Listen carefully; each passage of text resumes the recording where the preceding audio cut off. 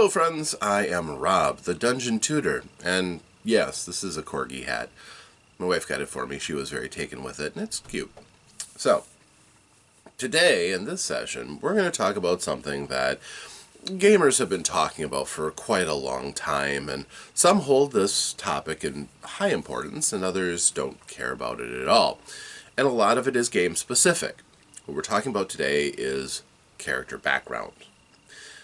Now, the idea behind a background is fairly simple. It's a way of creating your character's personality and giving them some motion into the story because of what their characters have done previously or who their characters are in the greater world, and also giving them some association so that they can hit the ground running when they start to play these characters.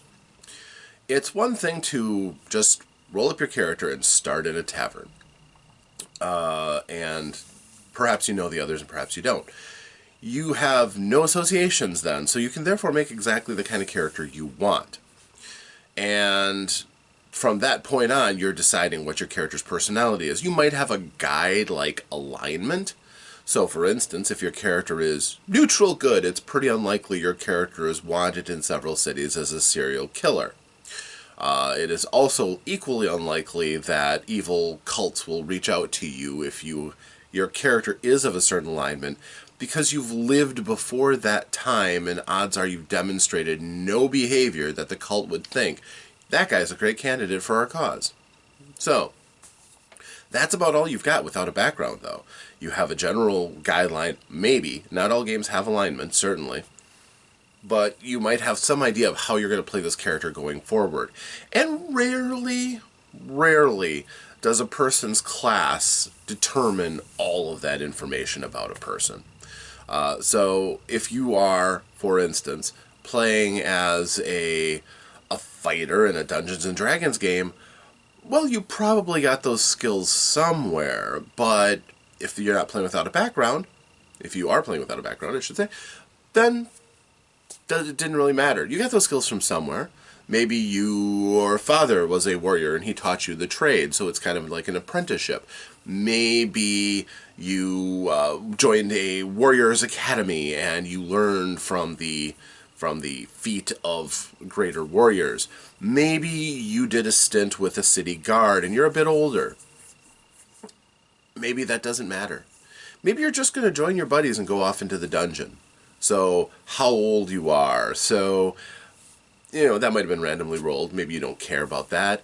Maybe, your character might have just been a savant, just naturally gifted with weapons. Well done. Now, to some people, that's a missed opportunity, though. If the world around you has any kind of meaning, people don't just pop out of nowhere. They have a story behind them. They have something that's driven them to that point. They have, as I'm fond of saying, a vector. They came from someplace and they're going someplace as the story catches up with them. They've probably had several things happen in their lives. Common things, of course, parentage. Who your parents are certainly can form a lot of how your personality and how you react to the world. They also, a lack of parentage can certainly do the same.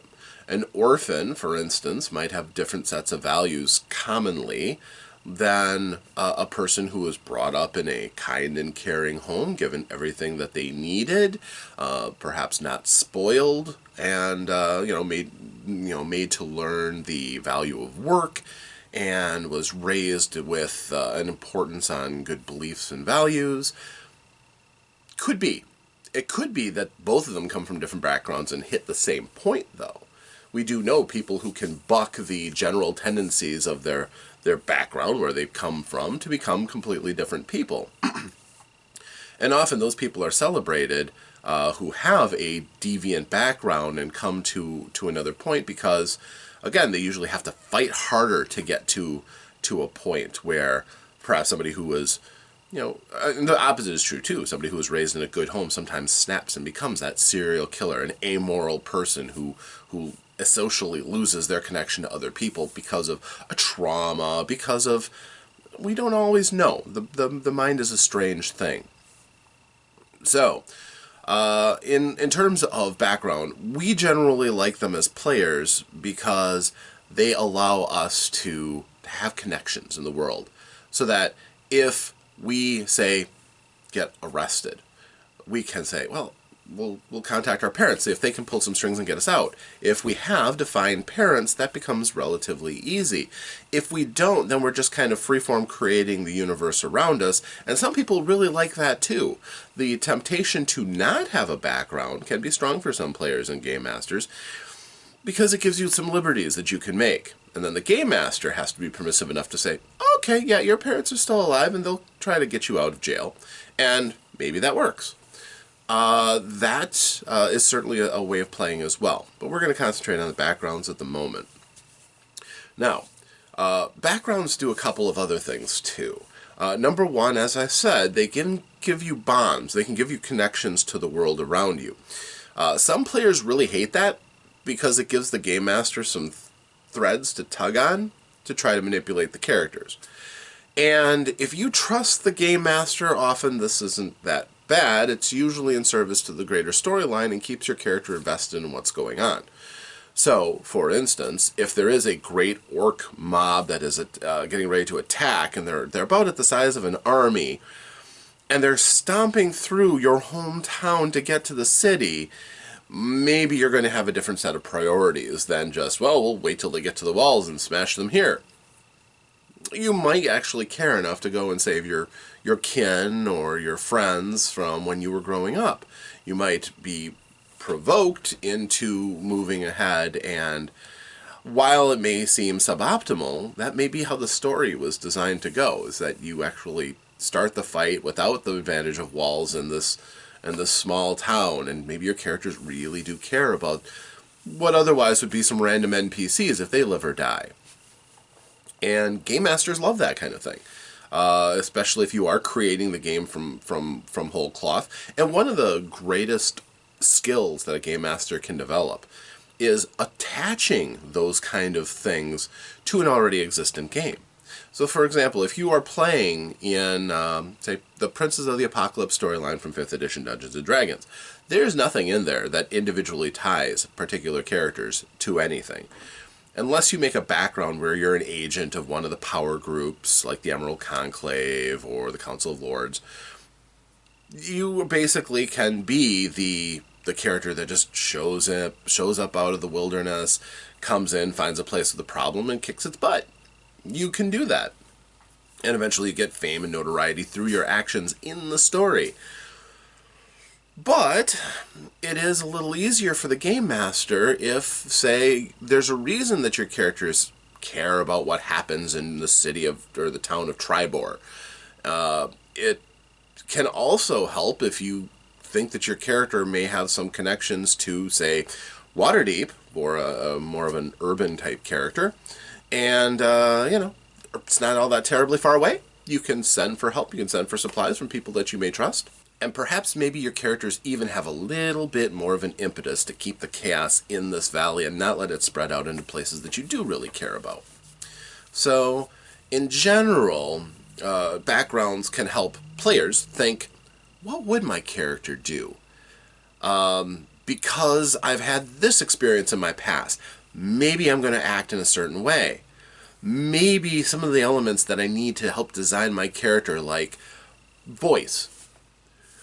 If I come from a city, and my character is smart, and my character is cultured and educated, I might talk in a certain way.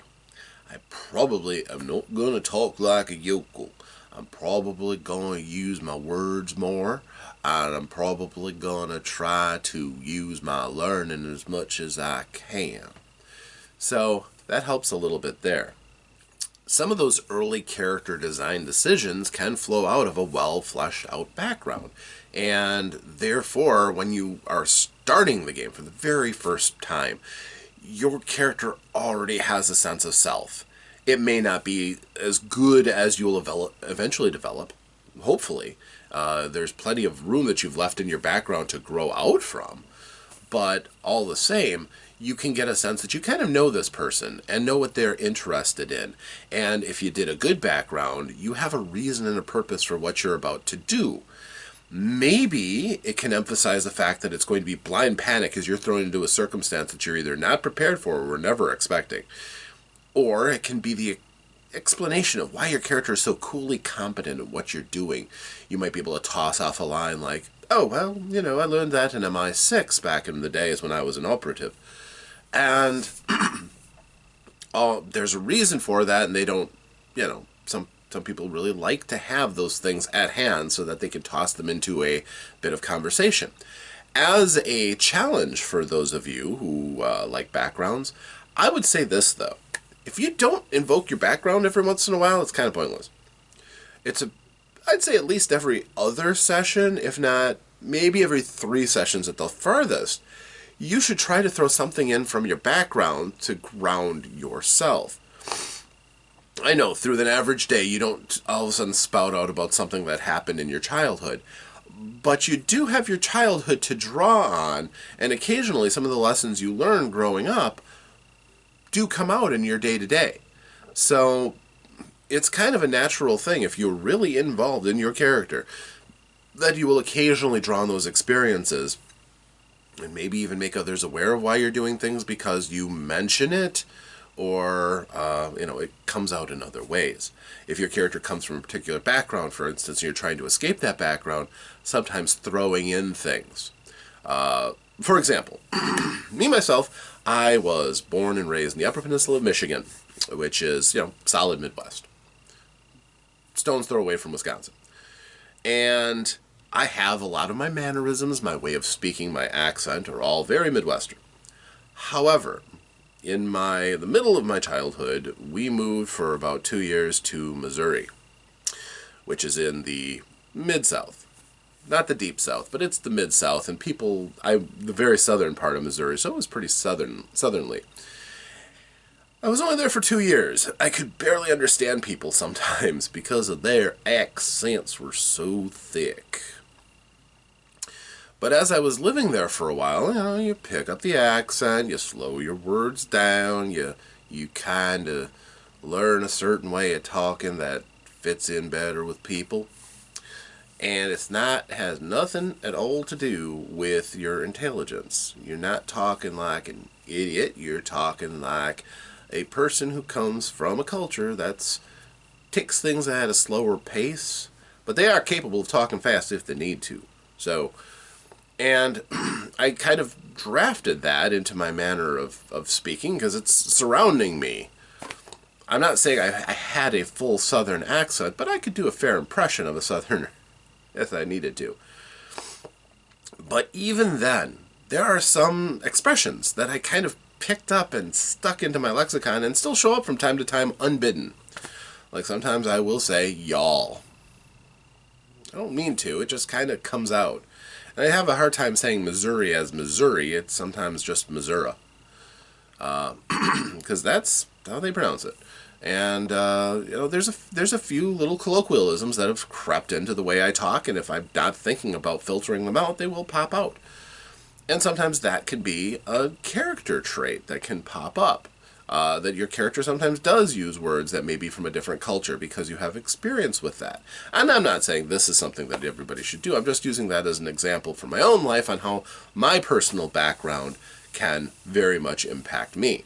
It's also left me with a deep dislike of living down south. Not all those experiences were great. Nothing against Southerners, mind you, but I'm not a guy who's made for the heat. So, ugh. So painful. But a great background is one that gives your character purpose, motion, and helps you to play the character. And that's it. The character background should never determine everything you do. It's a guideline, not a rule. And just like everybody does not have a boilerplate on exactly what they do. Sometimes they make decisions that seem to go very much against their character. It happens. And it can happen in your character too. So if the game master calls you on that and says, oh, that's really out of character, sometimes it's just a person can only go so far. Sometimes they will snap. Sometimes they will deviate a bit from what is perceived as their normal behavior. Now, if you're doing it because you're just having a bad day and you need to punch somebody in the gut, and your character, who is normally a non-pacifist, goes and punches somebody in the gut, okay, the Game Master can go, that seems to be a bit out of character for you. And maybe you can appreciate that that's just the space you're in now, and maybe you might regret it down the road. So it can vary. It shouldn't be a shackles. It should be a guideline. The other thing that backgrounds really do is they do help to make you a person in the story, and the Game Master should feel free, should actually be encouraged to read those backgrounds that people have made and think about elements, how they can tie those characters into their story, how they can make this seem more real for the player, but also how different elements will rub up against the character and incite a reaction. Sometimes to the good, sometimes to the bad. If your character is a foreigner and you come up with somebody who comes from the same background, maybe that forms an attachment and a bond before words have even really been spoken. So they might be predisposed to have a certain reaction when they meet somebody who comes from a similar land, especially if that's really, really rare. If you are the last prince of a destroyed planet, and you think all your people are dead, and suddenly you meet somebody from that destroyed planet, before you've even opened your mouth, you've got an attachment to that person. Or your character should at least have some sort of an impression. Now, later on, you find out that he's the person who's responsible for the destruction of your planet, and that flips completely around to utter hatred. That's great storytelling. That's great drama, perhaps. And that's really solid. Without having that background, that might not have had the same impact. Now, backgrounds can be great, but there are some warnings to have about backgrounds. If you haven't really used them yourself, something to think about. You're like, that sounds like a pretty good idea. Well, there are some people who go too far, as always. If somebody comes in and hands you a 20-page novelette detailing everything in their character's life, there's a couple of red flags that often come up with that. Number one, you're making the other person read all of that. And if it's all, 20 pages, single space, tight prose, that could be a little long. It really can get to be too much.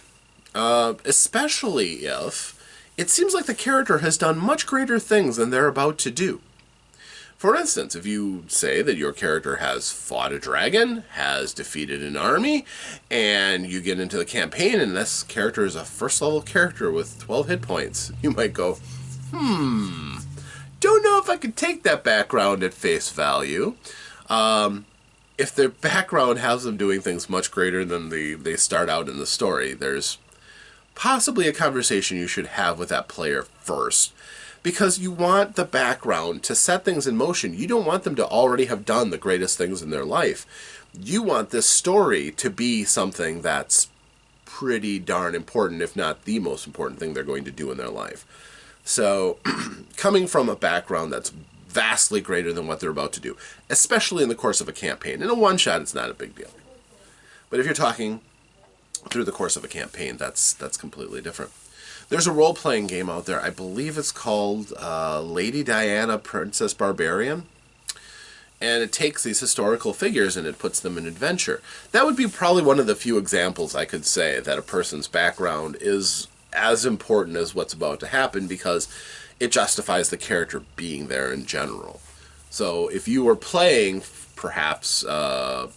Robert Oppenheimer, he's already created the bomb. He's already done one of the great things. And now this adventure, he's using his great mind for something else, perhaps. But it's not going to be as significant as creating the bomb. So, the atomic bomb. So there's a lot of elements that backgrounds have. The other thing that too can be a real red flag in backgrounds can be the overly tragic story where the character desocializes themselves before they've even gotten to form bonds with the group. And you see this occasionally with people who really want to play these edgy type of characters that come in already pre-hard. Their parents have died and their lands were burned and they had to learn their ways of solitude, and not going to be a great team player possibly. Some red flags. Not necessarily an absolute barrier to entry. There there are some people who can have some pretty awesome stories and still end up making great characters. It's just, are they going to be great characters that anybody else is going to want to associate with? Take Batman, for instance, because he's the classic example of this story. You know, his parents died, and that set him into a chain of events of hating crime and forging himself into the ultimate weapon that a normal person can be to fight crime. When he needs to be smart, he is very smart and figures out things before having to use his fists. If he has to use his fists and feet, he is a peerless martial artist, and he can do all of this. If that isn't enough, he can't punch crime into submission, he has all of his gadgets. He has given himself all the tools that he needs to do his role in the story. He's also kind of a jerk. Just looking at him in teamwork elements and all that, he suspects everybody. He's not the warmest person. He very, very, very slowly forms bonds with people, but it takes forever. And I mean, he's not even all that loyal. Even his friends, he's got means of taking them down. He, in the back of his mind, thinks everybody is potentially my enemy. You know, you might say, yeah, I want Batman. Batman is cool. Batman has been written by many people as being a pretty big jerk. And sometimes they've had to rehab his character a few times. If you've ever seen Batman the Brave and the Bold, the cartoon, it was mostly for kids, it showed the B-list of DC characters, he's pretty condescending to a lot of those people, even if he works alongside of them in the end. So, backgrounds can be a little dangerous, and they can sometimes warn a game master about potential issues. That's why it should be a tool that has give and take.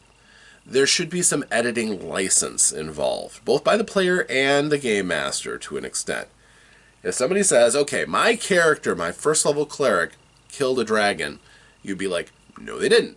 You might have imagined that you killed a dragon, but you did not actually kill a dragon. If you had killed a dragon, your character would not be a first level cleric. You would be considerably higher. But you didn't, because you never killed a dragon. You may have seen a dragon, you may have, wet yourself at the sight of a dragon, but you never killed a dragon. Nice try. Maybe that was a past life. Maybe that was a very vivid dream. Maybe your character even believes that you have killed a dragon. But anybody who looks at you goes, this dweeb could not have killed a dragon by himself. So, I'm not going to honor your backstory because it makes no sense. And it doesn't fit into the world. And no, you can't have killed a dragon and be a first level character in my story. That just doesn't work. You may hate a dragon for having destroyed your town. Sure. Your mother may have been eaten by a dragon. They do that sometimes. But no, you can't have killed a dragon already. I'm going to edit that and use my license as the person who controls the world to do that. Or maybe you work it out together. Okay, yes, you did kill a dragon. Good on you. But in the fight, you took such a blow, such a massive, massive blow, you can't remember any of it. Oh, you were a great hero, but now that's all been forever ruined by brain trauma. You just lost all of your skills. You get up and you are just knocked back to the point where you just started out. And no, you can't just cast a spell and it all comes back. And no, even if you cast a wish, no, you can't get back to that. No, it's gone. So you start your journey again. And maybe that's an extra impetus of, I want to get back to that. Cool. You do that. You be driven to become the great hero you know you are. And maybe other people will go, hey, buddy, how you doing? You killed that dragon. You're awesome. And be like, I don't remember it, but yeah, I am awesome. That can be an interesting, thing. And I'm not saying game masters should be permissive, and I'm not saying game masters should forbid things. I'm saying find your own style game masters out there. But backgrounds can be really nice. They can be an advantage to the players. They can be an advantage to the game master. And in my experience, if you trust the game master, you shouldn't be afraid of handing them a backstory for your character. You also shouldn't burden your game master. Sometimes just a couple of paragraphs to set your character in motion is all that's required. And that's generally all I look for. Maybe a sheet of 500 and some odd words, 600, 700 words. I'm not looking for a novelette. If you really want to tell a story about a character that you've got in mind, I would say 2 to 3 pages at the most typed out. all I really need. If you hand me something handwritten, have nice penmanship, please. It's not necessary. I can read garbage, but still, it's nice. It shows you put in the effort. And if you only dash off a paragraph, even that can help to remind you, looking back at it from time to time, oh, yeah, that's right, my character does have a certain feeling about this, and might actually guide you on how your character will act and how they will react to what's going on in the world around them. So backgrounds can be a wonderful tool. Just don't overdo it, and you're probably okay.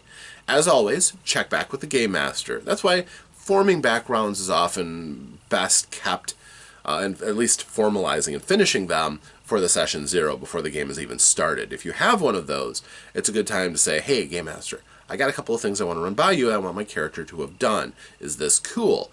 Can they have come from here?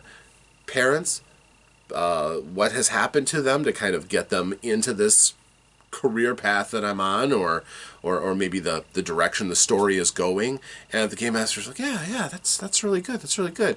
You know, you're like, hey, great, mission accomplished. You know your story. If the Game Master goes, well, no, that doesn't really work, or these people don't do this, maybe you can come to a compromise, and now your character still is just as involved. Maybe it's not the ideal thing that you were thinking of, but maybe you come together, you came up with something even stronger tied into the story. And because that person's the Game Master, you hope that they are going to tie that into the story and make it work. If you want to play a character that is not tied into the story at all, that the Game Master can't tug at their heartstrings and can't manipulate them, I feel sorry for you in a way, because, you know, realistically in many role-playing games, it's a story of you. It's not a story where you are the participant or the observer. No, it's a story about how you got there and what you did, and the cool things that your character ends up doing are cool because your character is the one who's doing them. But if you don't want any of that, you want to have an absolute, dissociated character that's not attached to anything, I'm not saying you can't turn that into an interesting character either. And I'm not saying that necessarily having all your cards on the table to start with is the way that you need to go. You should sometimes be able to kind of tug a little bit at the storyline and say, oh yeah, I've got an uncle who does that. And maybe the Game Master will go along with that. Sometimes that can be fun to kind of create background elements on the fly. But having that structure down first can often be a real advantage. Now me, whenever I make a character, because I don't get to do it all that often, I usually try to have about a good 3 or 4 paragraphs explaining early life, early childhood, teenage years. Maybe another paragraph for something significant that happened. I also like to have characters that have ties that can be pulled on strategically. That's not a bad idea, but it also helps that I can sometimes drop names from my past. And if they've been vetted by the Game Master, that's legitimate. If my family, for instance, is well known as some peerless dwarven brewers, then anybody who's an alcohol enthusiast, if I say, hey, I am Corbrecht Cinderflume of the Cinderflume clan, and they'll be like, oh, Cinderflume, they make some of the finest ales and brews. Hey, I'm really kind of dry. You think you could hook me up? And I'd be like, oh, you got a flask or two, I could sell you. Or I got a flask or two, who's my friend? And, it comes up in story sometimes. It can be really handy. But I try not to overdo it. I could write an entire novel about a particular character and what they've done beforehand, I'd like to think. But obviously I want what's going to happen next to be far more important.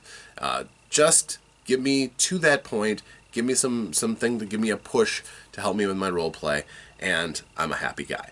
So that's my thoughts on the whole idea of backgrounds and why I think they're a good idea and why I think they should be taken with an element of caution, but also with the hope that moving forward they're going to drive your story and to help you tell a better story. So that's my thoughts. Thank you very much for joining me here. This is the end of the session now. I will have another video about kinds of backgrounds too, and how sometimes they can be toxic. We lightly touched on that, but that can be developed further. But if you have any questions about backgrounds, or, hey, you want to run your background by me, that's fine. Whatever, feel free to leave in the comments. Otherwise, if you want to come on to our Facebook group, which is Dungeon Tutor, we can have that conversation. Maybe you'll inspire a video in the future, and get some credit as being a savvy internet person who gets videos made about their stuff. Hey, could happen.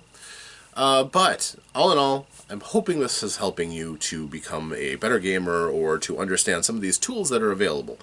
And I know some people just don't use backgrounds at all, don't like them, don't appreciate the values of them. Maybe this might get you to take a second look at that. So, thank you, and until next session, farewell.